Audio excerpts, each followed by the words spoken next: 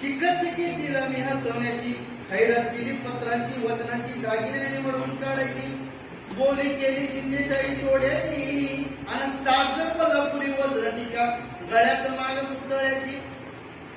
हे काना गोखर पायात मासुळ्या, हे काना गोखर पायात मासुळ्या, दंडा गिळण नाखात नत सरगाची, परिमल नाही कळतीच्या अंतरची, आणि छातीवर दगड ठेवून पाक धरली होती मी मुंबईची.